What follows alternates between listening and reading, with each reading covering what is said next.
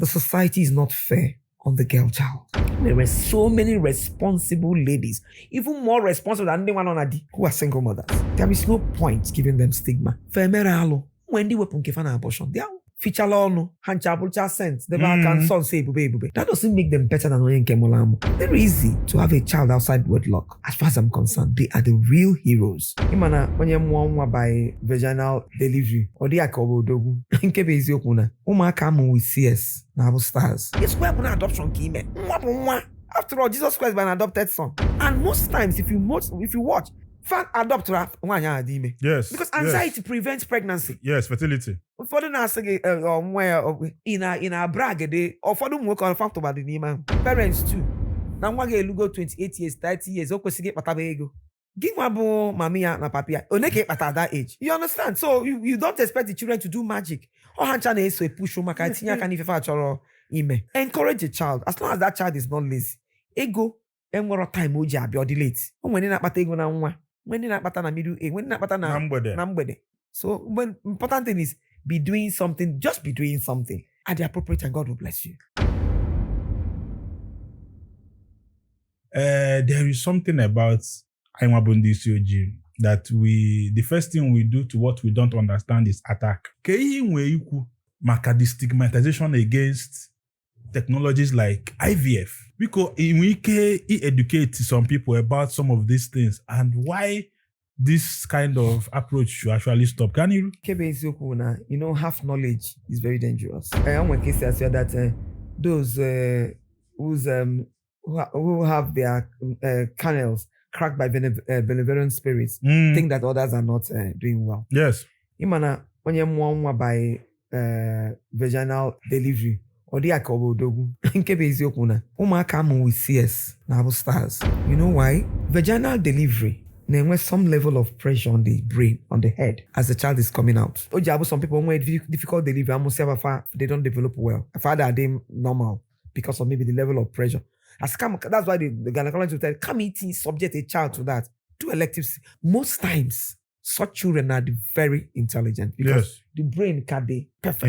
Intact, and without any pressure on the brain and all that. In the Bible, they work within the level of their knowledge. Maro. Yes. With my level of exposure and what I know about CS, you can't see me talking about that. You can then go some jealous, then we go some unhealthy competition. We should also recognize the fact that most things we have are out of God's mercy. I don't care how the child IVF, VIF, FVI, or it doesn't matter. With vaginal delivery, yes, normally. Iweneko. Mwamo CS. Nkokwa nkem. Akage mma. So nkiji kam nkenji kage. Yes. It's quite an adoption kime. After all, Jesus Christ by an adopted son. Yes. Because we were told that Mary was already pregnant through the Holy Spirit. Yes. So it's an adopted son. Yes. Okay, so I don't care about how it comes about. That's a new one. With that adoption, the anxiety, I go do less.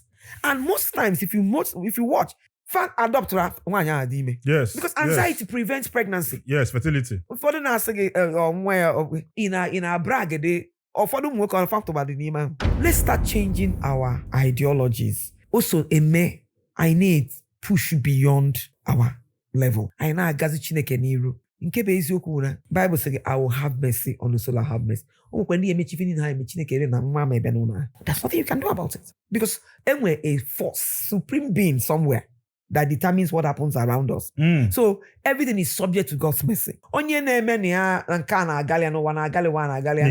It's okay. Okay, gachakwala ge mwa cause I say na na boys. Ya mo 5 boys. Ona afio. Fanchabula kan yugoli. Yes. Onye amuta ho, cha amuta ofu nwa nwanyi aka nwoke ka nwanyi. Na eme ihe nwanyi emelia. Kedizisia. So it's just about the mercy of God. So me, I don't have any problem with any means of conceiving. IVF, normal.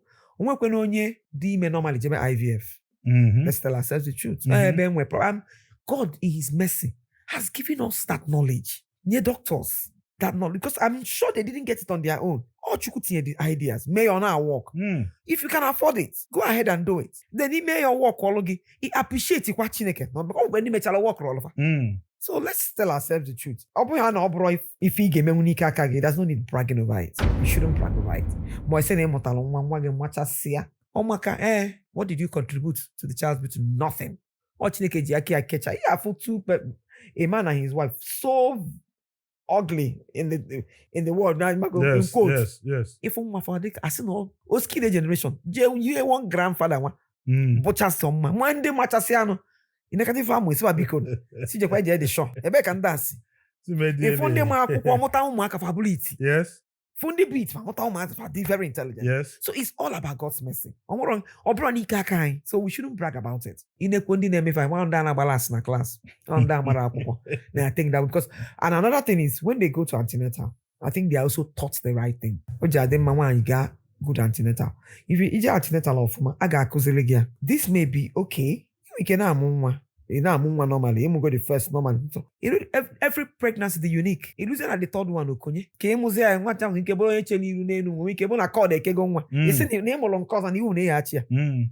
lose the baby. You lose the baby. You will not CS. Yes. That's why I always tell people go to a good hospital, be in good hands, and the doctor's decision should always be respected. Now, not that I intervene and get the child. And important thing that I want my baby alive. For 9 months.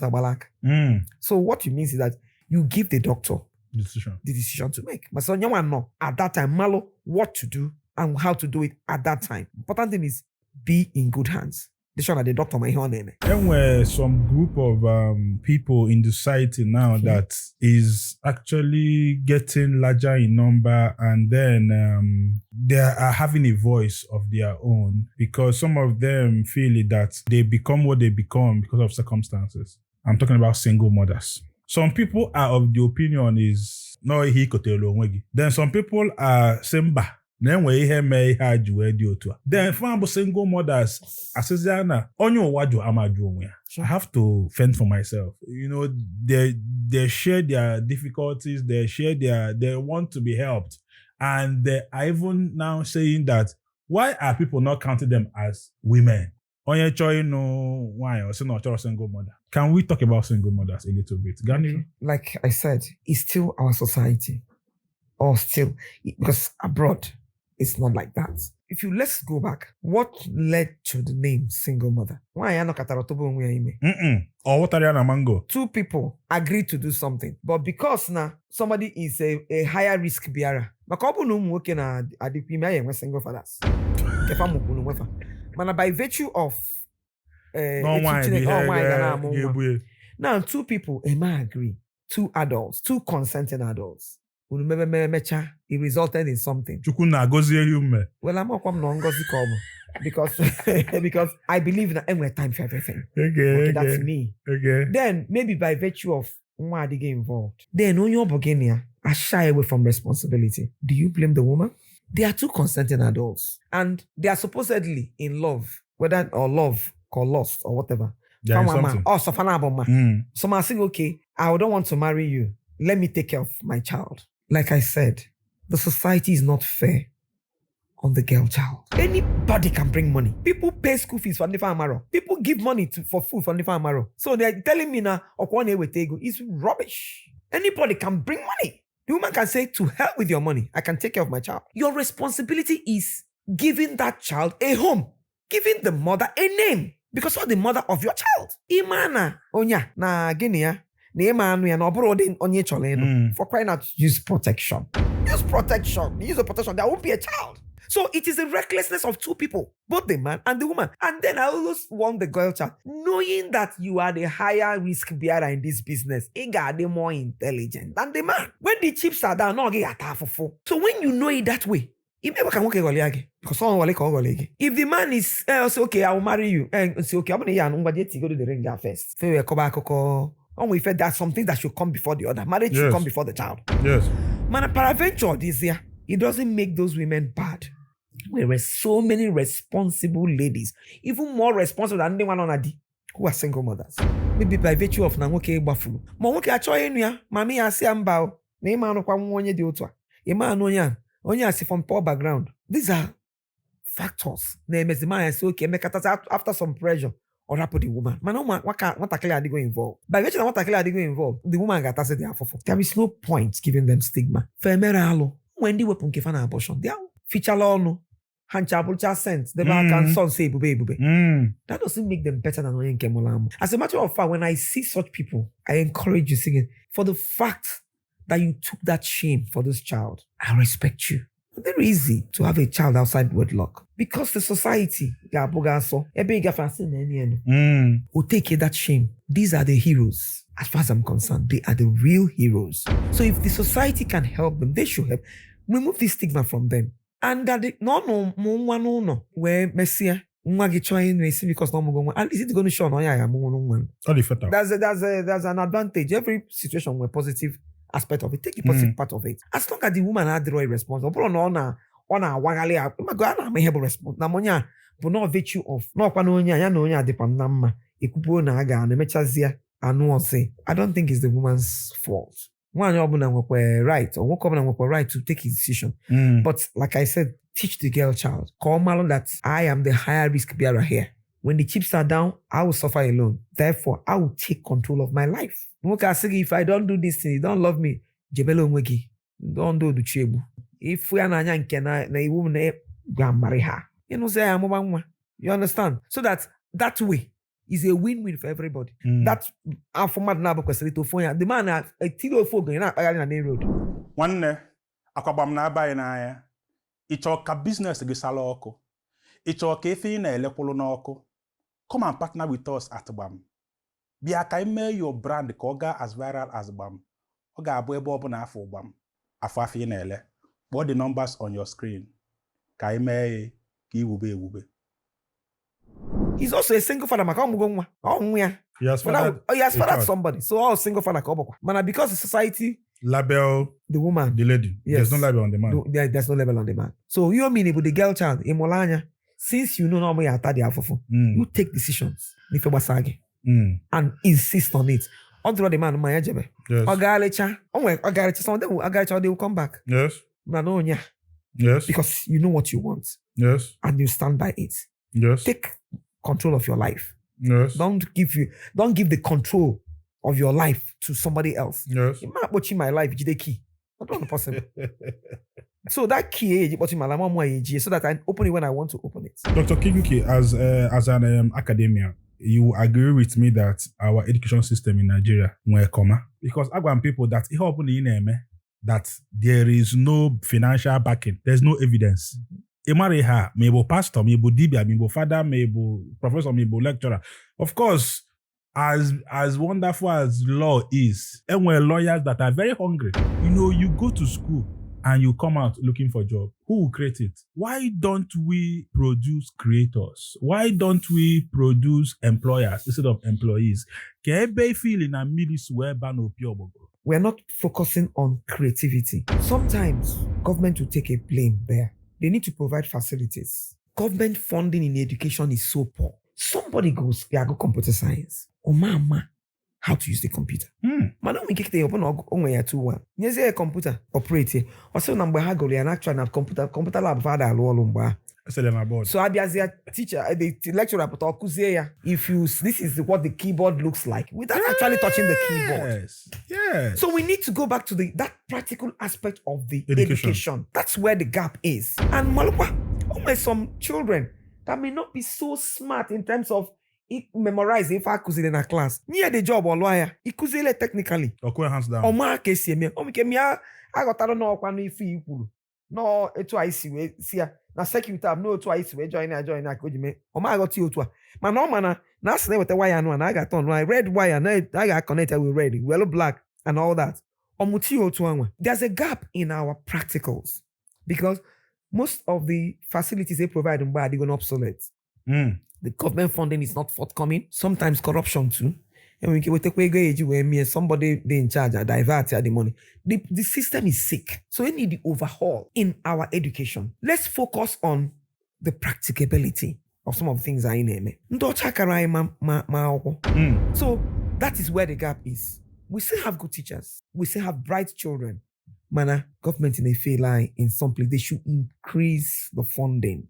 Not just increase the funding. And where effective monitoring. the show na eweta ego a eji mee nka na eji eme ọ nwekwa ndị agbagọchọ sị na ya chọrọ onye na-eme employment ya chọrọ iji aka ya bụ an employer because ọ mụtara ifo o nwere the technical know ọ ma ihe ọ ga-eme. Some of my students in electrical electronics engineering at Oko there fagosi apụta most of them my solar in the house all my students install there and he maintains it.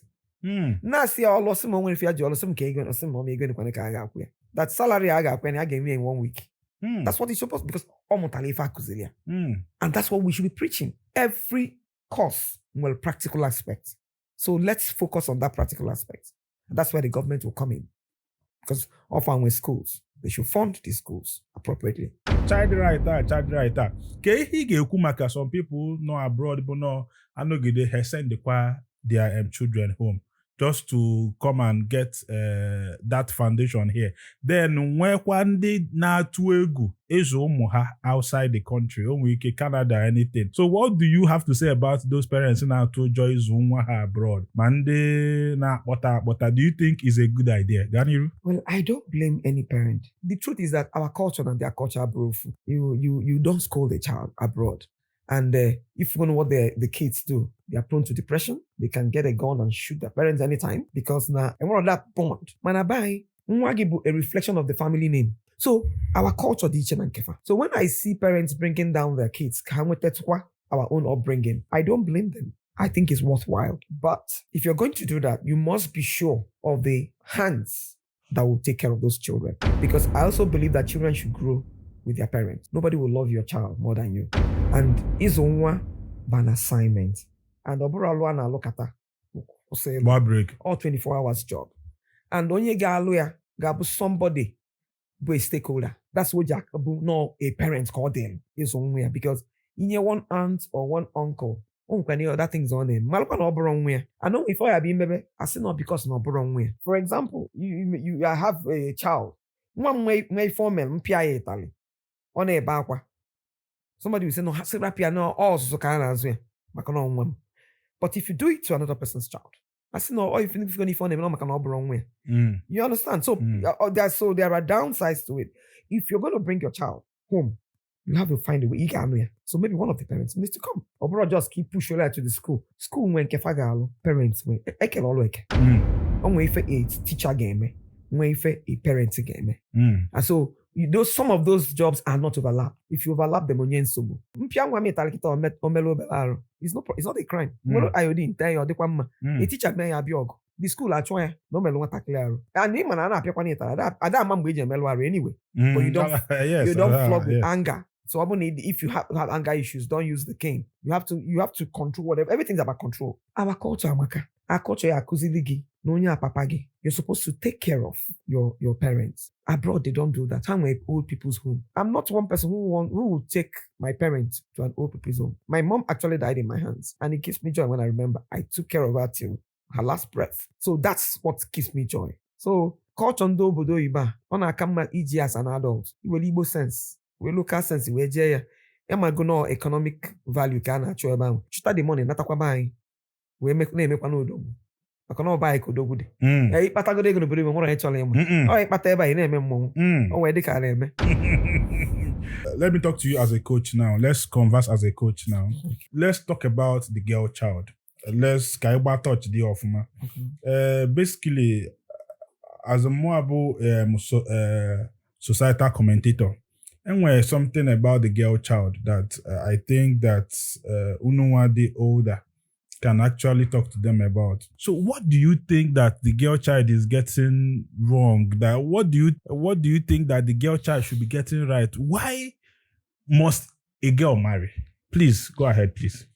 I think it's about societal values. The society hasn't really been fair to the girl child. The society is putting a lot of pressure on the girl child. And in this life, and that's our African society anyway, particularly the Igbo culture, I think na one capacity as well. I think no why not does I think as kukata onyemolo asi onyena no. That's our adage. It's not a good one on the girl child. Society will spoil the girl child. So the same society will expect so much from the girl child. So all that pressure on the girl child, they made a child or they are desperate, maybe things ordinary. I'm not trying to say people should not get married at the appropriate time.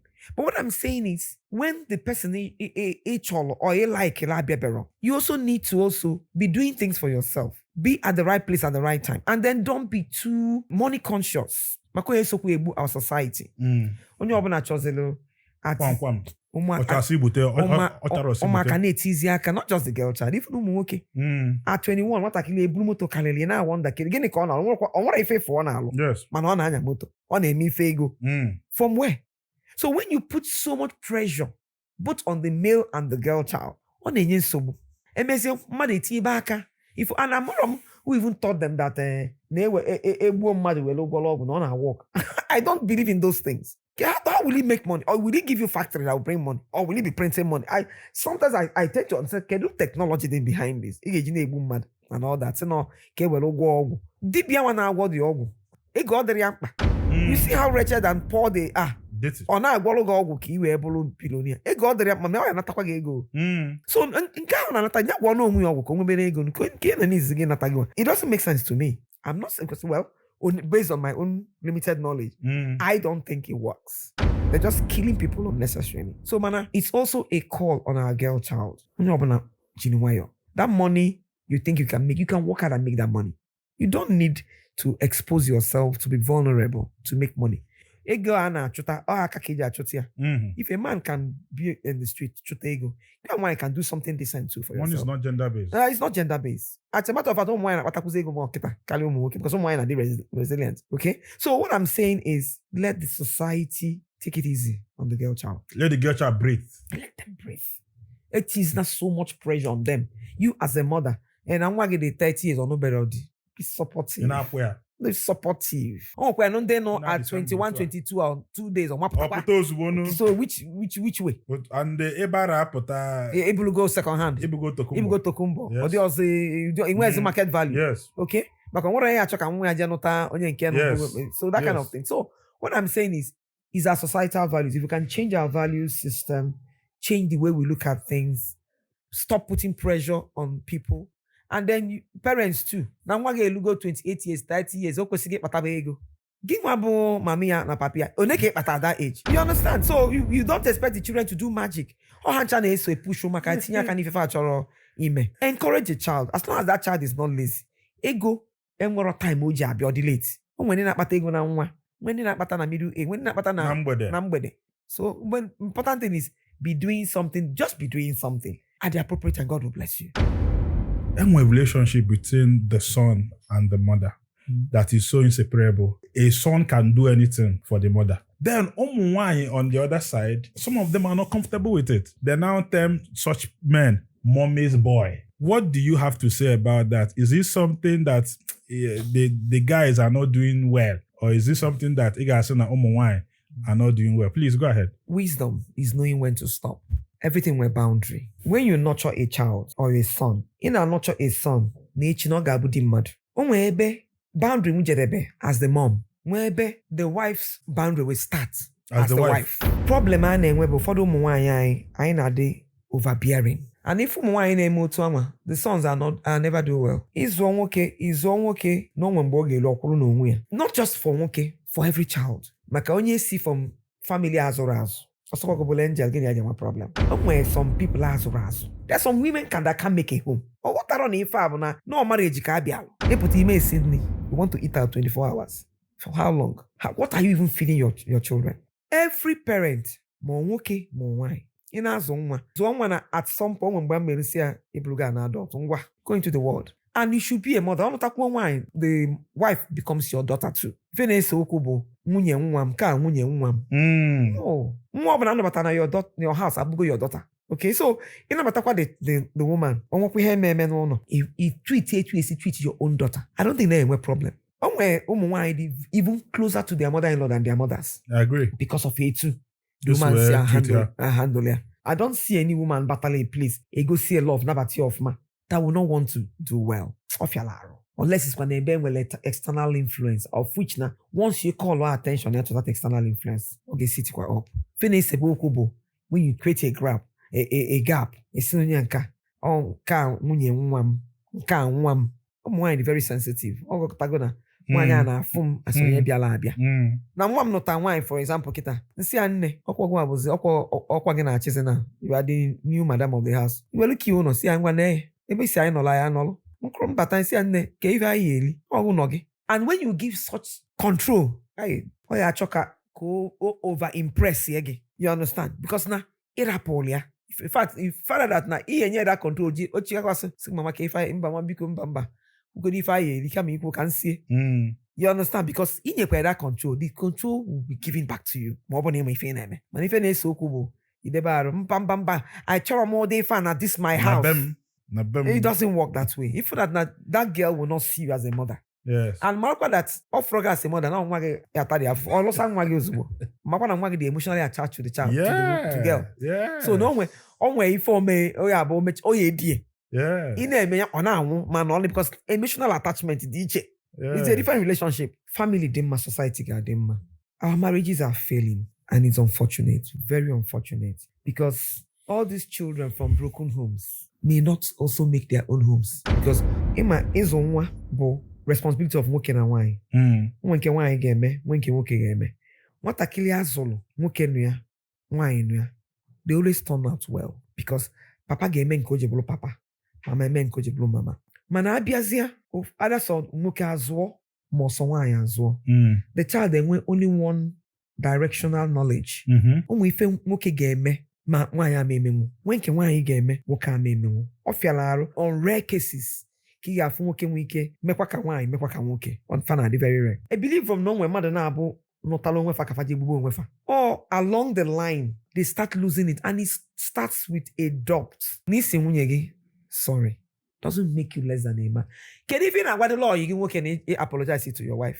That information only for GM. Only for GM. Can even agwa madu na manage the information you give out. There's some things that are private, they should remain private. Okay? So audio because it covers or women because immediately. So if I cannot tolerate, when you cannot tolerate worse, then it is foolish enough. Hagasa your own home. Hagasa how your own okechi enkie. Baki go divorce. Mbamba ibe kwana gasalia dia say if na nwaanyị abụọ na achọrọ ya na bie na ọ ga-akụziri gị ihe ọjọọ meanwhile ya bụ the instrument to your problem. Yes. So let us apply wisdom whatever we're doing. Ịmala ife ahụ ime wee chụ nwaanyị wee chọta ya continue doing it. Echefuna ya ọnya bụ the icing on the cake. Give your partner time, attention adebe problem na dị and ọ na-adị worse ebe ụmụ nwoke nọ isi na ọ na-achụta ego ị na-achụta ego so ịchụtasị ego apụta if you don't have a family what happens? Because ụfọdụ ụmụ nwaanyị abụrụ ego aka ọ chọọ you chọba attention because na ịdị too busy mba ị na-achụta amaghị no you are making money kwa igolie moto ụbọchị a.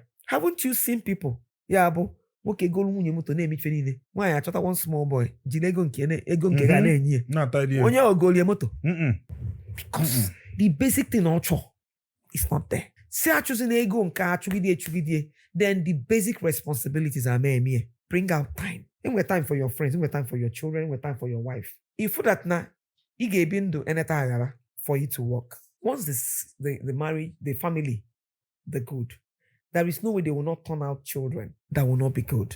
And when the children go into the society, they carry that goodness from their reflection home. Of only having a bute goodness from their own homes, and society will change. When we're this high rate of divorce, when and only multiple women, mama, and we're understanding. Okay, but or treat all the wives equally. Treat your woman equally. Ebili nudo. Inwe la couple iche icho ko wano. Inwe ife di n'obi icho ihu gbam. Inwe ife di omimi icho ko onye ọbụla malo. Onwela aka izole ezo icho ko wafo na inwe passion for. Bịa na Gbam ko wa n'onu yi. Inwelu business icho ipunye n'ọkụ. Onwe product icho ko soro na Gbam. Icho ka ife ị na-ele, ife ị na-eme na-aga as viral as Gbam. We are here for you. Contact the number on your screen. Ka ipunye n'ọkụ ka ifu na ọ na-eme. Adamuaka, Gbam is the biggest Igbo interview in the world. Come and find out for yourself. Thank you.